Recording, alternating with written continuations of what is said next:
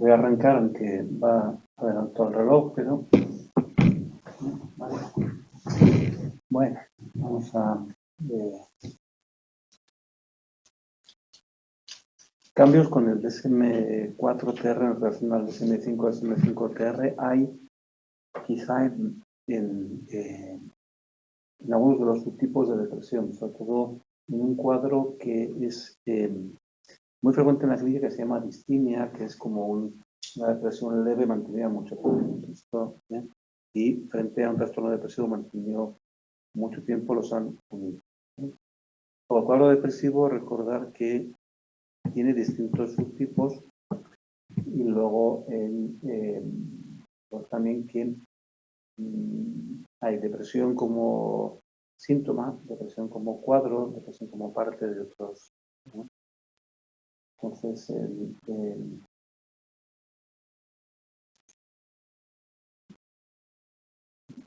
cuando es grave, es incapacitante, entonces tiene una función adaptativa, es decir, el mostrarse con cara triste tiene una señal para otros de que uno necesita ayuda. Lo que pasa es que cuando uno se mantiene mucho tiempo puede producir cansancio en los demás. Entonces, lo que veréis con el tiempo es cómo hay personas que han llegado a unas conductas tan groseras, tan intensas, tan llamativas.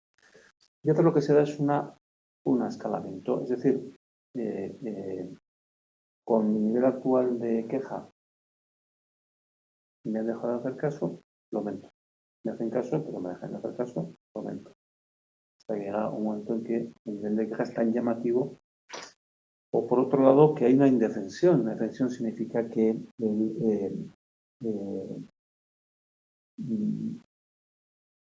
ya no lo intento.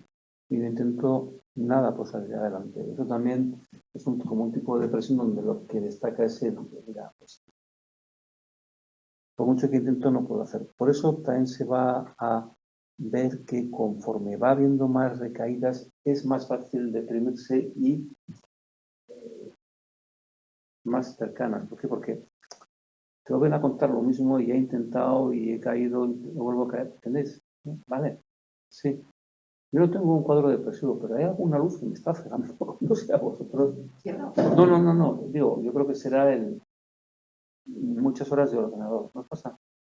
No, que al final se seca el ojo. Yo creo que es esta luz que me está... Bueno. No apagues. No apagues. No. Sí.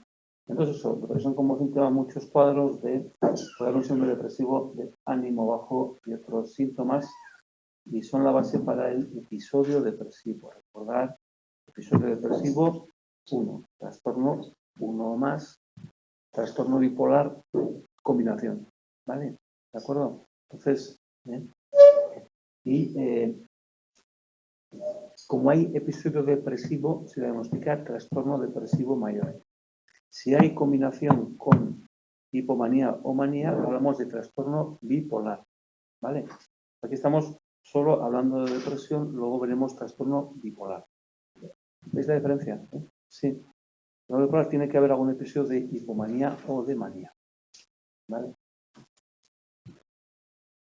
Entonces dice, ya que si hay una única dimensión general de depresión o subtipos distintos, es una entidad latente de las que surgen síntomas depresivos, ¿no? Y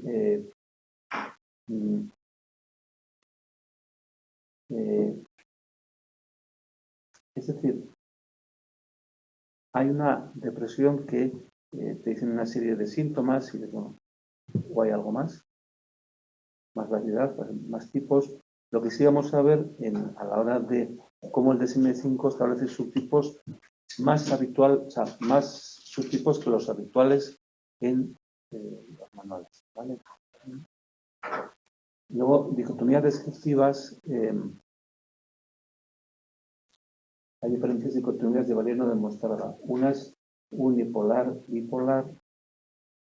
Bipolar se refiere solo a cuadros depresivos. Bipolar, recordar,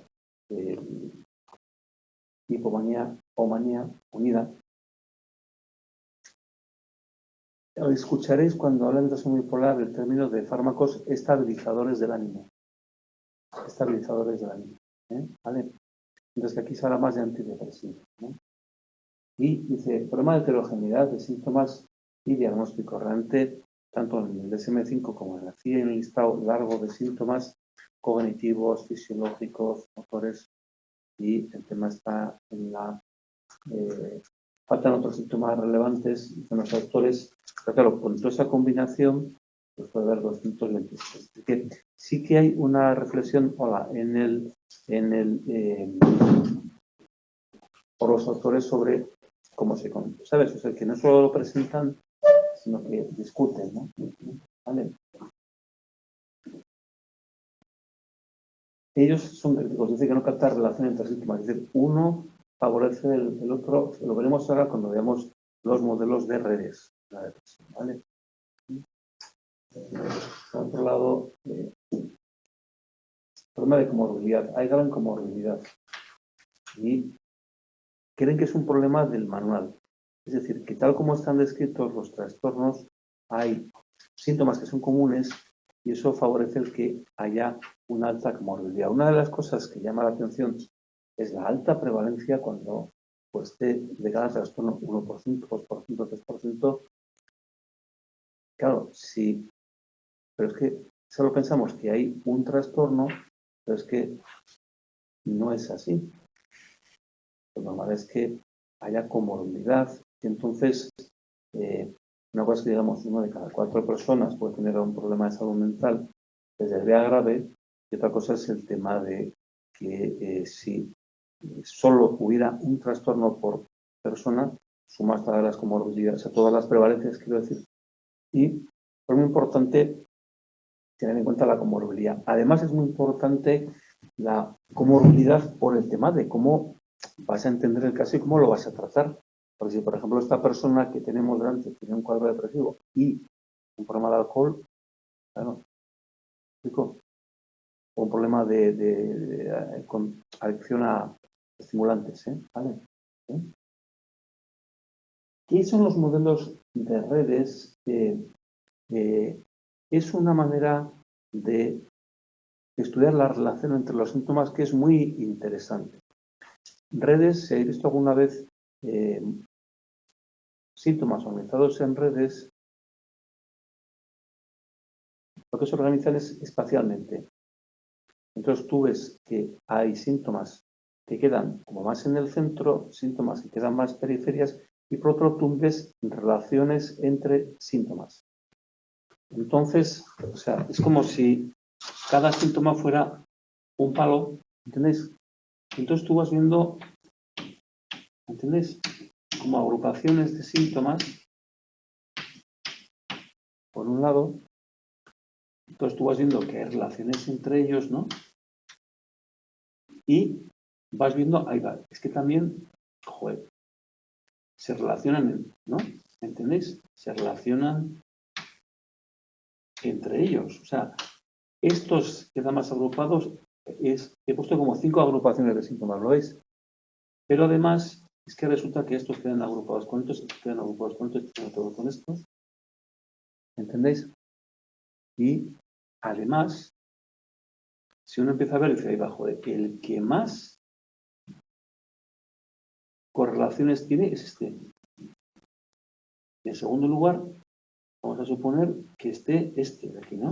¿Entendéis? O sea, este con este tiene, pero este con este también tiene alguna. O sea, el que más relaciones tiene con los demás síntomas es este, se me coloca en el centro del espacio y además el grosor de la relación es mayor. Es decir, que este síntoma igual tiene relación con 10, este tiene relación con 8, en cambio este tiene relación con 3, con 2. ¿Veis? Y por otro lado, aquí no lo puedo dibujar bien, pero para que me entendáis, esto es una relación leve, esto es una relación grande. ¿Entendéis ahora? Es decir, veo cómo se me colocan, cuanto más centrales y más relaciones tiene, son más importantes y además, bueno, las relaciones son más complejas y además, cuanto más grueso sea ese trazo va a ser más importante. Entonces, cadenas de síntomas casualmente relacionados entre sí. Y no es tanto una entidad latente, sino que hay unos síntomas que tienen más relación con otros, entre ellos, y algunos más en relación con todos los demás. De tal manera que vas viendo, por ejemplo, cuáles son los síntomas más centrales de la depresión. Además, cuanto más relaciones y más gordas sean, va a ser más importante.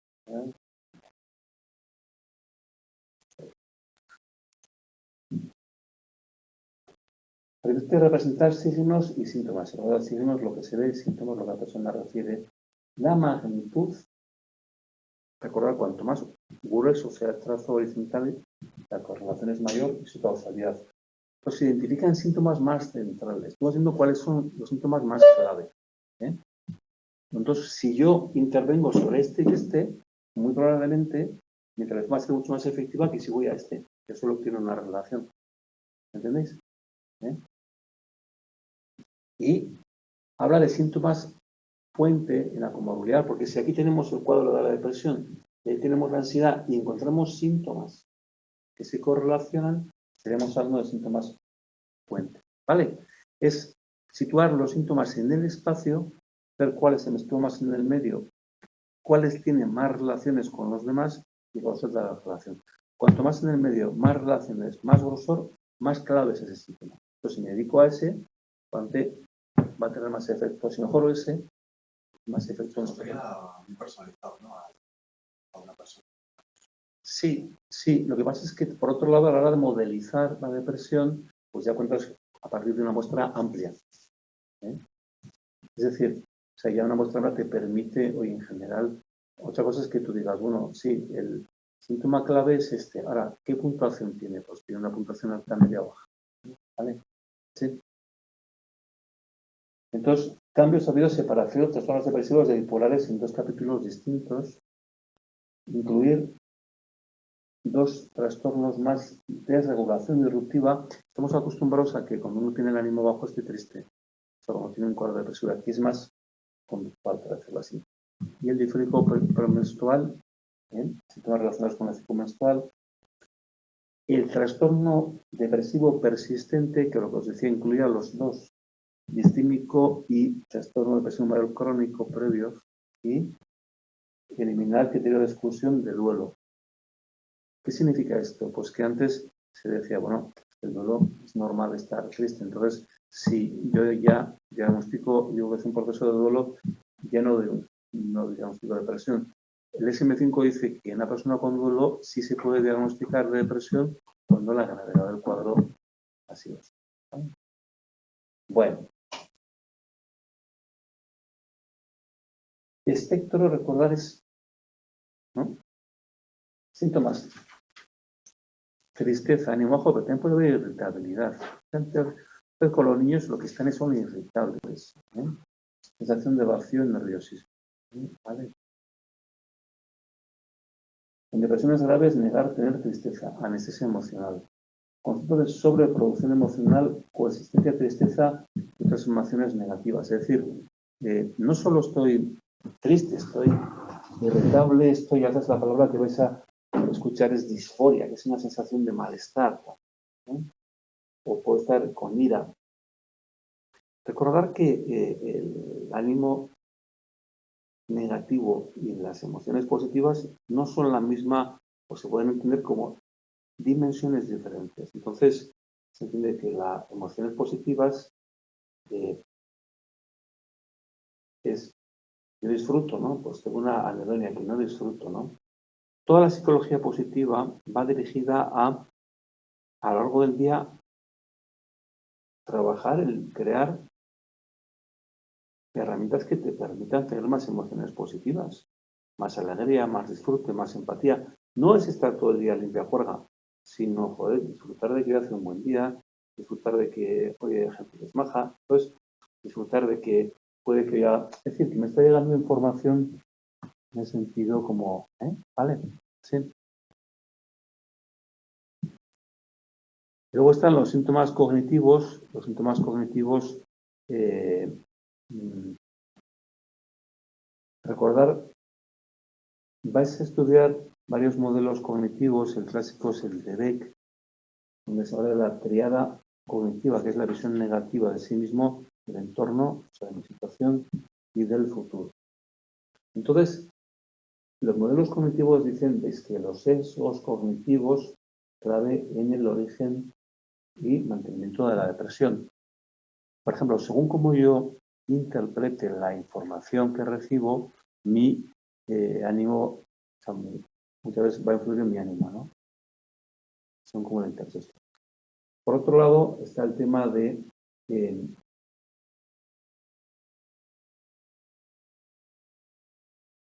menor rendimiento cognitivo. Mira, la expresión mayor es el cuadro de pseudodemencia. Pseudodemencia se refiere que hay personas mayores que tienen un cuadro depresivo y a partir de ahí tienen un ánimo bajo, ¿no? Y unido a esto un rendimiento cognitivo que se parece a una demencia. Sin embargo, mejora el ánimo, recupera el rendimiento cognitivo. Entonces, en depresiones mayores se ve más claro, ¿no? O sea, una cosa es que yo tenga una demencia que empiece con fallos de memoria, que me intente esforzar, que mantenerla toda si yo tengo un rendimiento cognitivo bajo debido a que tengo una depresión, ¿vale? Y en especial en el control ejecutivo, capacidad de atender selectivamente a estímulos e inhibir el proceso no relevante, lo que es un componente clave de funciones ejecutivas, ¿vale? ¿Qué significa esto? Pues que realmente, de la misma manera que yo a nivel físico me puedo notar más, pues a nivel cognitivo mi rendimiento baja. Y puede incluso, claro, tú te das cuenta, favorecer que tu ánimo. Y por otro lado, síntomas físicos, insomnio e hipersomnia. Muchas veces personas que dicen, yo paso gran parte del día en la cama, tengo los ojos cerrados, estoy dormido, pero no he descansado. Hipersomnia. Fatiga. Muchas veces la fatiga en la depresión se va haciendo ejercicio, moviéndote. Más una sensación de cansancio, pero no el cuerpo esté realmente cansado. Pérdida de apetito, pérdida de interés sexual, de líbido, son síntomas de un cuadro depresivo más físicos, ¿no? Y luego que a veces antes se llamaba esto equivalentes depresivos, que son dolor de cabeza, náuseas, y hay personas que es más probable que, probablemente además yo creo que es un tema generacional también, ¿no? Que la costumbre era al médico porque notabas un síntoma físico, decirle que estabas triste, no, pero me duele la cabeza, o esta fatiga, o estos, ¿no? Muchas veces lo que ha pasado es que hay una sensibilización, es decir, que noto más síntomas que habitualmente no prestaría yo atención. ¿Vale? Y luego síntomas interpersonales, menor interés por los otros, no tanto como en la esquizofrenia, la pérdida de iniciativa social estando bien de ánimo, sino que no me llama la atención. ¿Qué es lo que sucede? Un poco lo que os decía, el círculo vicioso con la depresión, que hay una persona que tiene un mal día, que haces caso, una persona que actualmente está triste, con el tiempo pierde el apoyo. Tú aumentas, sigue perdiendo el apoyo. Tú aumentas, llega un momento en que harta. Y entonces, oye, ¿te explico? Entonces, lo que consiguen es que la gente les evite. ¿Vale? Entonces, bueno, hay un episodio de depresión mayor, un trastorno de depresión mayor, conjunto de síntomas y además interferencia, un poco los que hemos comentado estos síntomas, ¿no? Interferencia cotidiana. No tiene que haber manía o hipomanía. Recordad, si no nos iríamos al trastorno bipolar 1 y 2, dependiendo de que haya manía o hipomanía, ¿vale? No hay esquizofrenia. Otra cosa es que haya cuadros depresivos en la psicosis, en el sentido de trastorno un cuadro depresivo o que haya un trastorno esquizoafectivo, donde haya una gran parte del tiempo de los síntomas psicóticos, cuadros, o sea, síntomas del estado de. Luego, especificadores, fijaros, dice dos tipos, único o recurrente. Esto es importante y es muy importante que metan dimensiones de gravedad, cuando yo creo que es leve, moderada o grave, ¿no? Según síntomas, manejabilidad, interferencia. Esto es clave, yo creo. O sea, una depresión grave, ojo, la atención tiene que ser más intensa, hay riesgo de suicidio, ¿no? incluso la reversión parcial o total. Es decir, nos pasaba igual con la esquizofrenia. ¿Os acordáis que decíamos que hay síntomas parciales totalmente por lo mismo? Subtipos, lo veremos, pero con ansiedad, con melancolía. No sé si los tengo en las diapositivas o están en el libro. No me acuerdo ahora si los subtipos.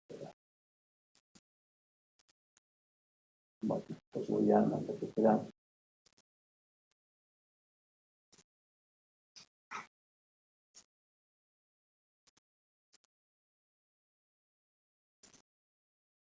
Con ansiedad, con melancolía, recordar tiene síntomas específicos. Con síntomas psicóticos que pueden ser congruentes o no con el estado de ánimo. Por ejemplo, oír voces que te dicen, estás acabado, estás hundido. Ver tu casa quemada, tu negocio, estar convencido de que no es real. Sería congruente con el estado de ánimo o no congruente con el estado de ánimo, que el contenido sea distinto. Pero, o sea, puede haber cuadros de depresión grave con síntomas psicóticos. Con catatonía, recordar todos los síntomas motores. Luego, con el inicio del periparto, es un cuadro frecuente de toda la alteración emocional.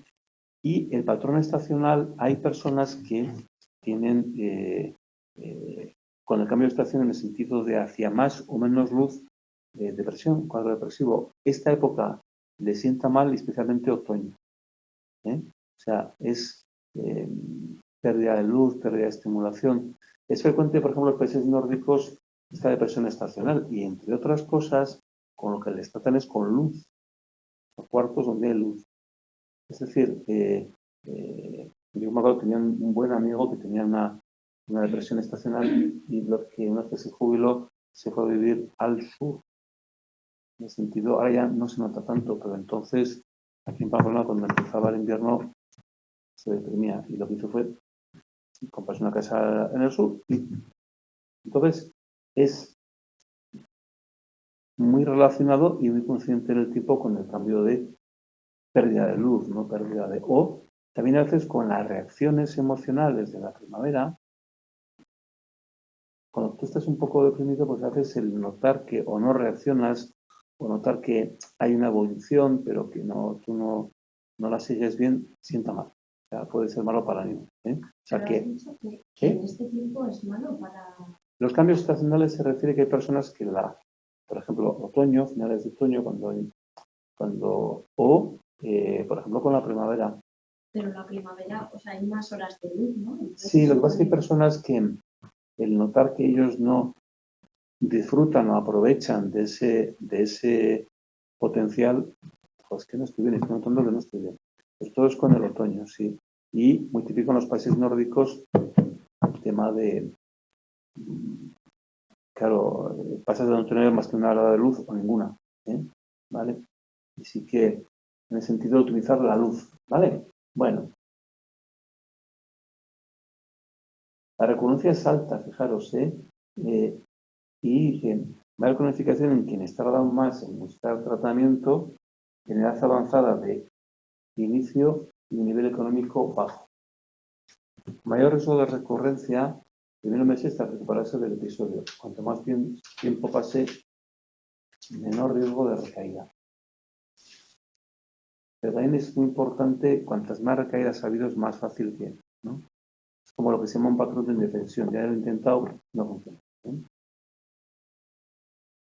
Y dice, la edad de inicio está bajando, con lo cual la evolución hay riesgo de que sea peor. No estás hecho, no has vivido, no has podido desarrollar tu vida, estás menos preparado y por otro lado, ¿no? Todo eso puede, ¿no? Y conforme hay recurrencias, uno tú puedes decir, bueno, he ido entrenando a esta persona a manejar la depresión, pero por otro lado, el tema está en sí, pero por otro lado, esa desesperanza de que por mucho que intenté, ya te sientes, sucede lo que pone, que hay un agravamiento. Con las recaídas el cuadro va yendo a peor, ¿no? ¿Vale? Es lo que está explicando la sensibilización, cantidades o sea, no solo es que tú creas que vas a vivir una vez que estás deprimido, es que ante cantidades menores de problemas de depresión. Es como, ya lo intenté, por mucho que intente esto no funciona. Complicaciones habría alteración social y laboral, más en depresiones recurrentes, suicidio, consumo de alcohol. Entonces, la creencia errónea es que quita pensamientos o gustos, al revés. Lo que hace el alcohol es a partir de una cantidad te deprime. Y luego tomar decisiones claras, ¿no? En el sentido de estar, mira, pues ahora corto con todo y lo dejo. ¿Vale? Sí.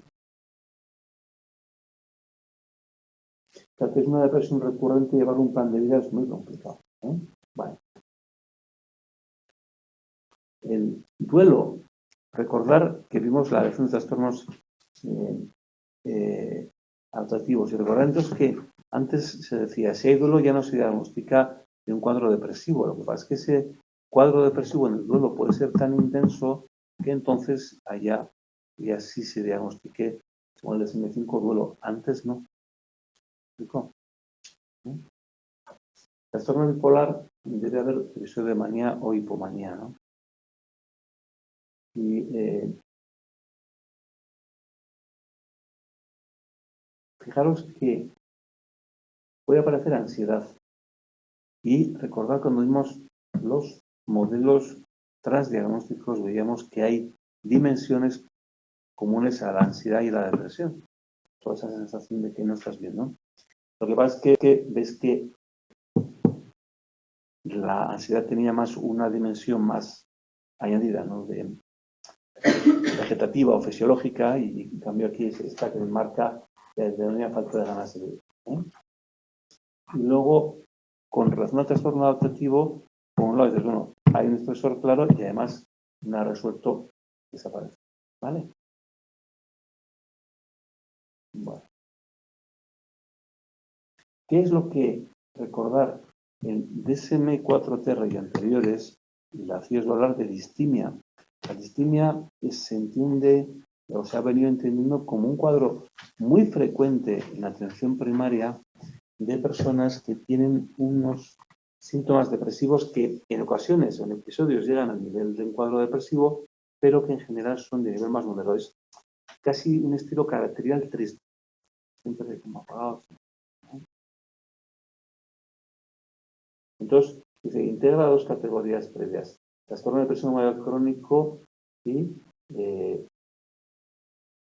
o sea, dos categorías previas de anteriores en una sola, que era la distimia, y por otro lado, el trastorno depresivo persistente incluye el trastorno de depresión mayor crónico. Es decir, que tú antes tenías que ver si estabas hablando más de uno o de otro, si era 2 años con un cuadro depresivo claro o era más bien 2 años con un estilo menos grave de vez en cuando, y a partir de ahí, ¿vale? ¿Se entiende esto? Es decir, lo han dejado solo uno.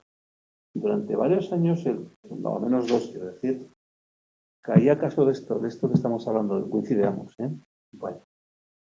Y puede haber en ese tiempo depresión mayor. Este también es nuevo trastorno de... ¿Os acordáis cuando hablábamos de trastornos, dimensiones internalizantes y externalizantes? El ánimo bajo es más internalizante. Los problemas de conducta es más externalizantes, ¿no? Entonces, es una de conductas agresivas desproporcionadas en relación a la situación, ¿no? Y irritabilidad de adolescentes.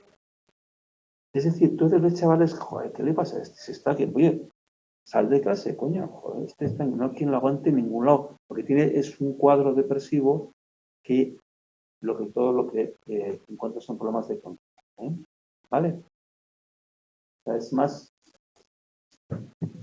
está todo el día, se está pegando con medio Pamplona. Os dijo, porque estáis con un cuadro depresivo, no se coincide nunca, por ejemplo, que haya un problema en casa y que el hijo tenga problemas o conocidos, me refiero, problemas de conducta afuera. Y a nosotros nos tocó, pues, un vecino, o sea, o vecina, ya no, pero que teníamos muchos problemas en casa. ¿Quién coño será? El problema era, los padres se estaban separando, la separación estaba yendo mal, Y entonces el chaval estaba, joder, a las 2 de la mañana, hostia, limpia abajo. ¿Entendéis lo que quiero decir? Venga a beber, no sé. ¿Entendéis? ¿Eh? No es ese hacia adentro, ¿entendéis? Internalizante del ánimo bajo, pero es un cuadro depresivo, ¿vale? Perdona, una pregunta. ¿Y ese cuadro con una persona de 20 años se diagnosticarías luego con un cuadro depresivo? Sí. Lo que pasa es que eso probablemente entonces haya más aspectos como internalizantes, ¿no? ¿Sabes? Más, o sea, que quede más claro el ánimo bajo, que la persona igual lo manifieste de otra manera, que te cuente, mira, es que no estoy bien. Sí. Pues sobre todo, este es el que es nuevo, de esta edad. ¿Vale? El disfórico premenstrual, recuerda, en relación al ciclo menstrual y debe haber interferencia producida por el trastorno. Debido a la afección médica hay enfermedades, por ejemplo, recuerda que influye mucho en la ansiedad y el ánimo, como son las problemas de la tiroides, ¿no? O hay cierto tipo de tumores, por ejemplo los de páncreas, que en principio producen.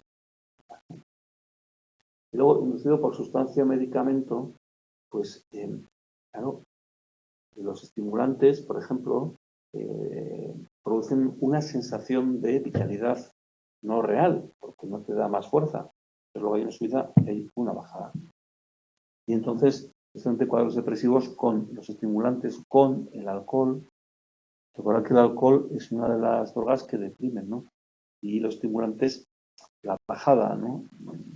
Produce alteración, ¿no? ¿Vale? La etiología habría modelos biológicos y dice depresores en serotonina. O sea, claro, dices, bueno, hay varias teorías en la ansiedad y en la depresión.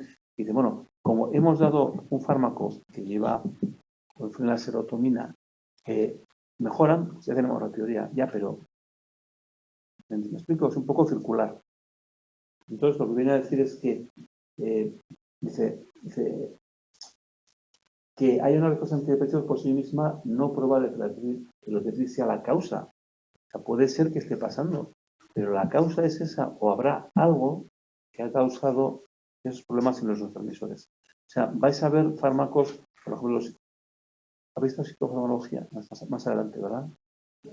Los inhibidores selectivos de la recaptación de la serotonina son los antidepresivos de nueva generación, que lo que hacen es que facilitar la captación de la serotonina en el espacio entre las neuronas. Entonces, vais a ver antidepresivos tricíclicos más clásicos, vais a ver esta nueva generación, y muchas veces el probarlo funciona. Teoría. ¿Me explico? Sí, pero ¿qué es lo que ha causado ese déficit? ¿Entendéis? Entonces dice, ¿cuál es la causa? O podría haber una predisposición biológica o más funcionamiento no han encontrado. ¿Vale?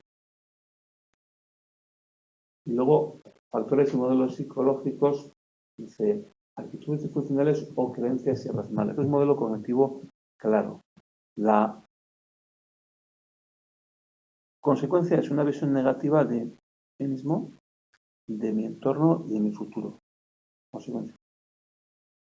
A partir de que yo interpreto de manera depresiva la información que recibo, porque tengo unos esquemas, unos filtros muy aprendidos que me hacen interpretar erróneamente y como consecuencia tengo esa visión negativa de mí mismo.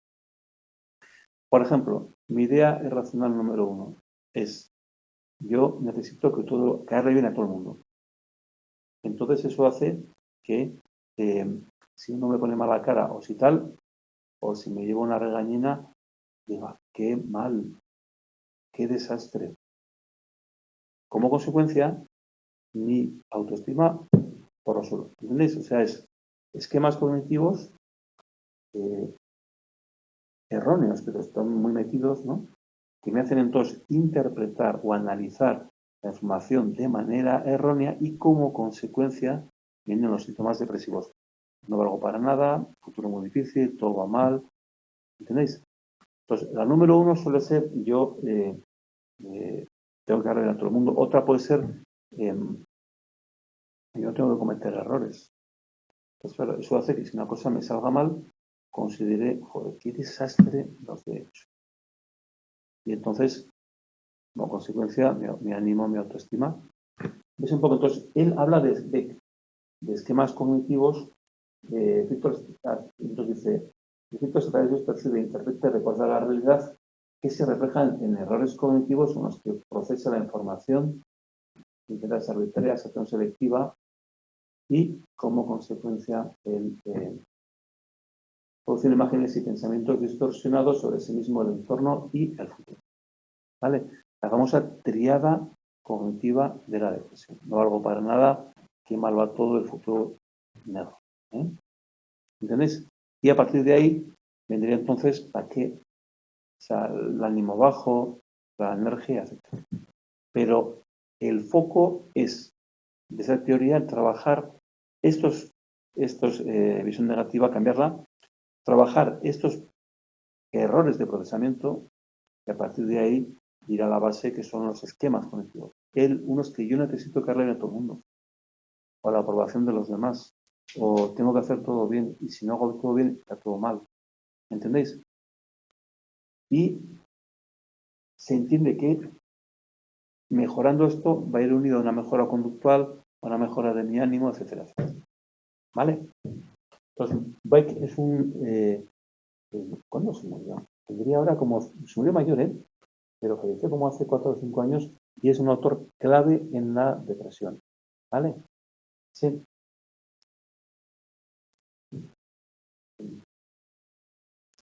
La indefensión de Abramson reformulada es el estilo atribucional.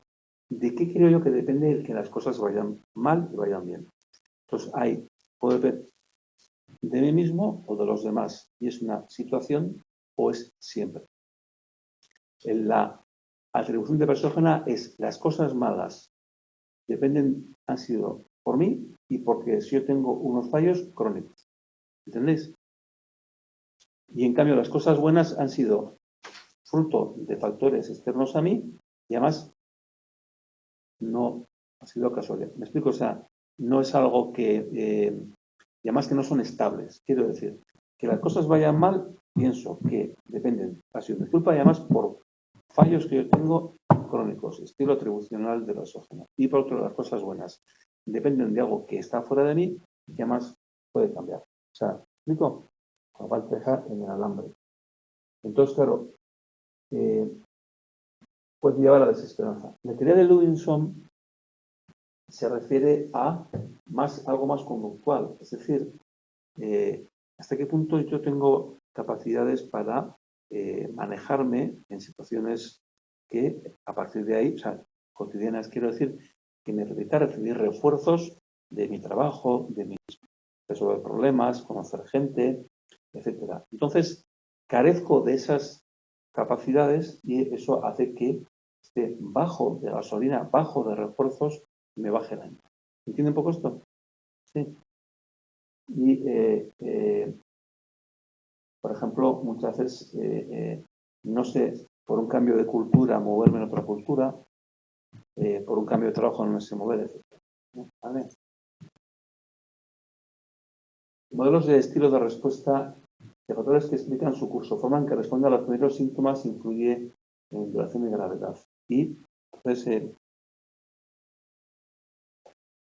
personas con respuestas subjetivas más tiempo e intensidad de los síntomas depresivos que los que se distraen de ellos, ¿no? Claro, si hacemos un día de ejercicio de dedicar un cuarto de hora a pensar en cosas que nos gustan y que hay recuerdos agradables y planes que vamos a hacer que sabemos que van a ir bien, estamos mejor. Pero en cambio, si dedicamos un cuarto de hora a rumiar preocupaciones, el ánimo nos baja. Entonces, tiene que ese estilo rumiativo favorece que uno le baje el ánimo, ¿no? Y no significa que el estar rumiando le esté sirviendo para resolver el problema. Está rumiando. Joder, mierda, aquí no me quiere ni la UNED, en el trabajo, ni en ningún lado, en casa, esto así todo el rato. Bueno, pero no significa que eso le esté ayudando a resolver los problemas que pueda tener en casa o lo que sea, ¿eh?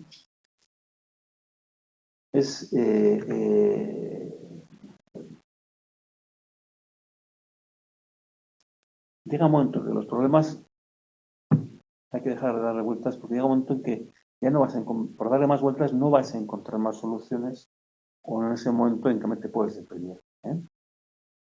Entonces, dice, ¿por qué? Dice, un círculo vicioso. Recordar, si ahora nos dan una buena noticia, nuestro ánimo nos mejora, entonces nuestra cabeza nos proponga pensamientos positivos. Si nos dan una mala noticia, pensamientos, ánimo baje, pensamientos negativos. ¿Entendéis lo que es a ese nivel la rumiación? Entonces, en ese sentido, el círculo vicioso rumio baja el ánimo y bajar el ánimo hace que vea más problemas de más gravedad, los rumia más, ¿eh? Luego dice, la actitud rumiativa, claro, lo que dice, es que eso es una mierda. O sea, tú mismo te quitas energías sin darte cuenta o no ves que puedas mejorarlo, entonces te frena que puedas solucionar, ¿eh? ¿Vale? Y lo mismo, una persona que está deprimida, joder, al principio bien, pero luego cansa, ¿eh? Y una persona que tiene una distimia, predistimia, una de las características que se decía, joder, es una pesada, la cosa triste, o sea, cosas así, ¿eh?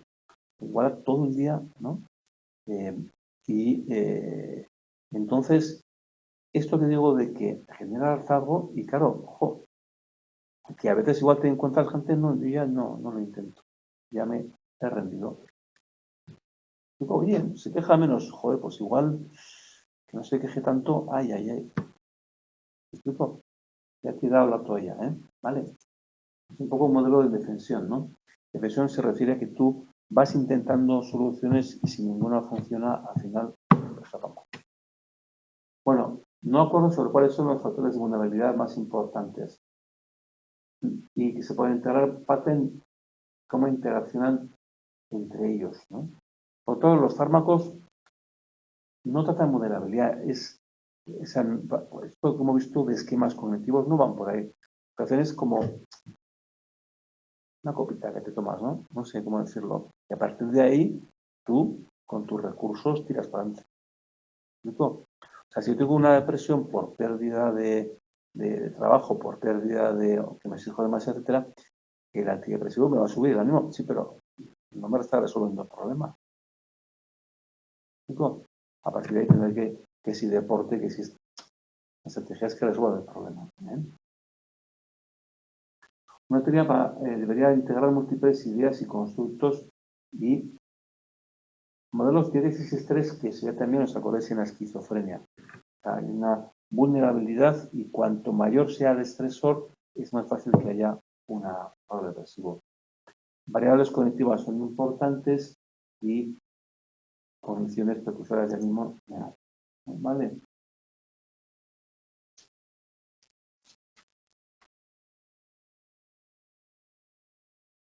Fijaros que dice, condiciones operan a distintos niveles de conciencia. ¿Qué quiere decir esto?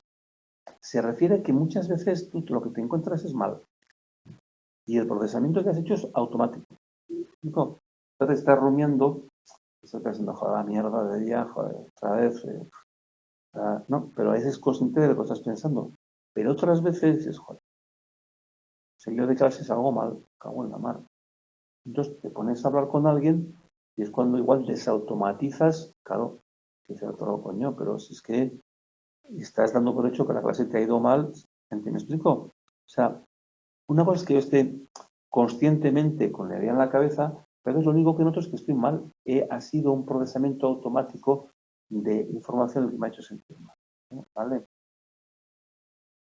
Y luego las habilidades interpersonales de afrontamiento clave.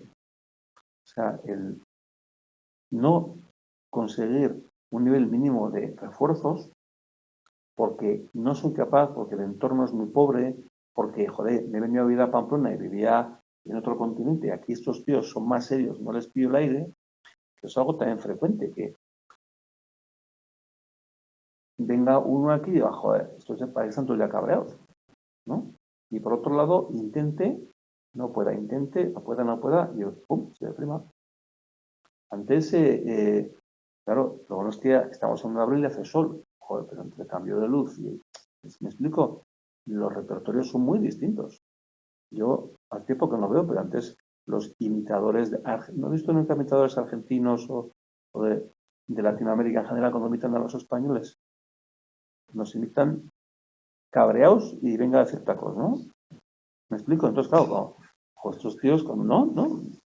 Entonces, el repertorio es distinto y entonces tú intentas, claro, entonces por eso todos los mediadores culturales tienen un papel fundamental. ¿Me explico? Como si tú vas a un japonés, a una japonesa, y quieres demostrar todo tu afecto, le abrazas y le das los besos, bueno, te pueden, por aquí no vuelvas. ¿Me explico? Que como le toques a un japonés, ¿entendéis? Está súper mal visto, ¿no? O sea, ¿vale? Bueno, entonces modelo integrador integra diferentes teorías, si os fijáis, es una tabla donde va comentando los distintos ¿dónde está?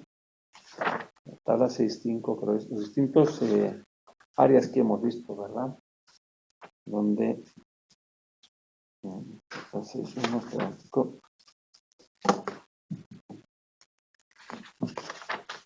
yo me ha venido muchas veces bien a la cabeza ver qué predomina en este momento en el cuadro depresivo que tengo delante. Predomina más la falta de actividad, falta de refuerzo, predomina más los pensamientos para ver por dónde entrar.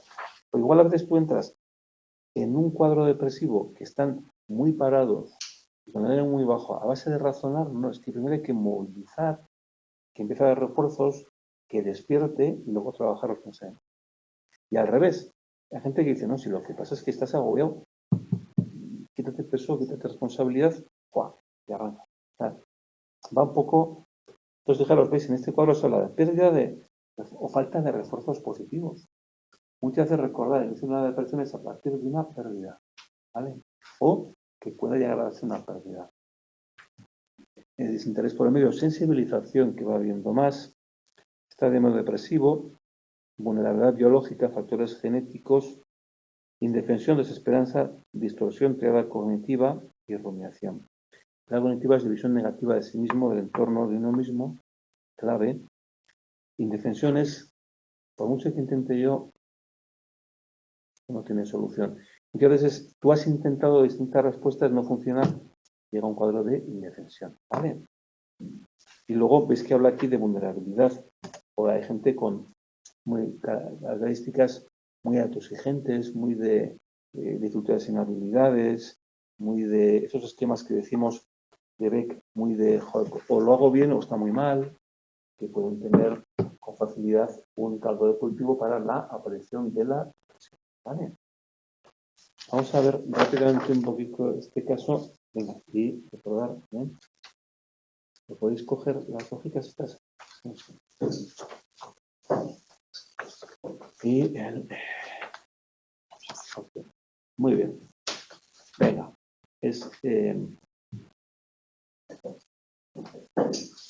¿Tenéis hojas que no veo? Veo son muchas horas de ordenador y luego, ¿verdad? Este reflejo, o es algo como si... Ah, no antes como si algo vibrara, será no. No.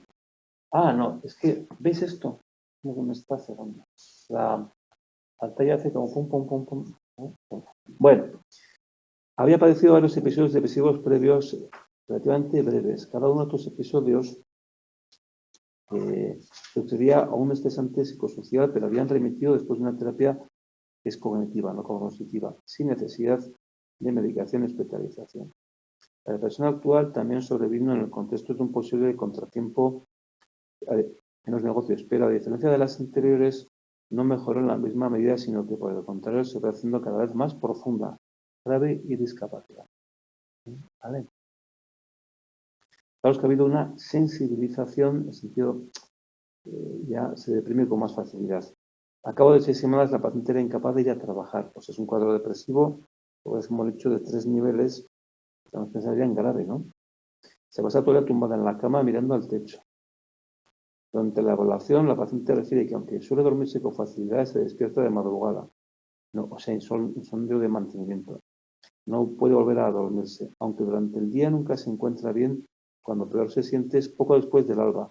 Esto es lo que decíamos, depresión con melancolía, a veces es uno de los criterios, si es a la mañana, peor. Parece que se trata de refiere a haber perdido entre 6 y 8 kilos, pérdida de apetito, pérdida de peso. Su expresión facial no muestra emoción alguna.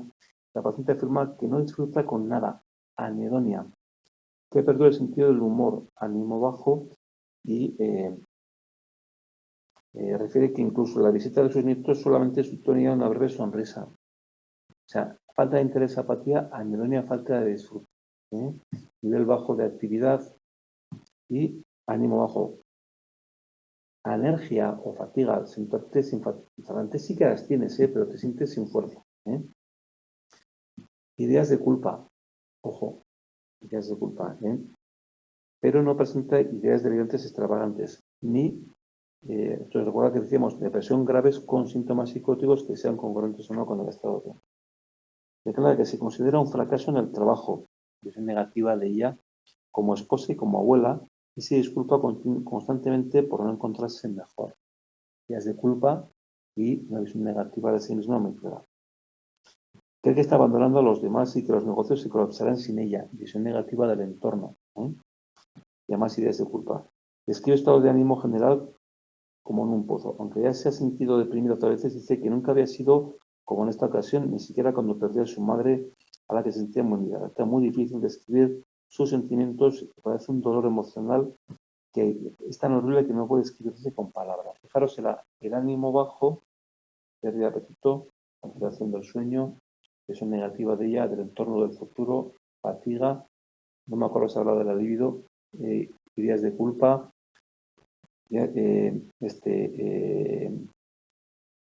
y luego nos habla de que a la mañana tiene características de su tipo melancólico, ¿vale? Por eso nos dice lo de la mañana, ¿vale? Entonces,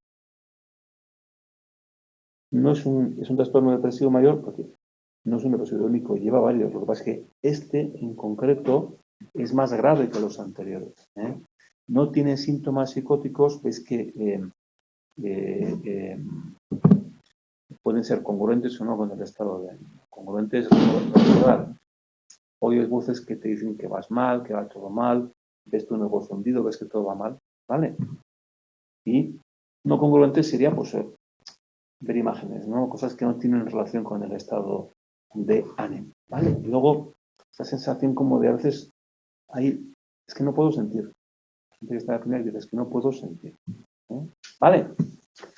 ¿De acuerdo? Muy bien. Bueno, vamos a parar. Muy bien.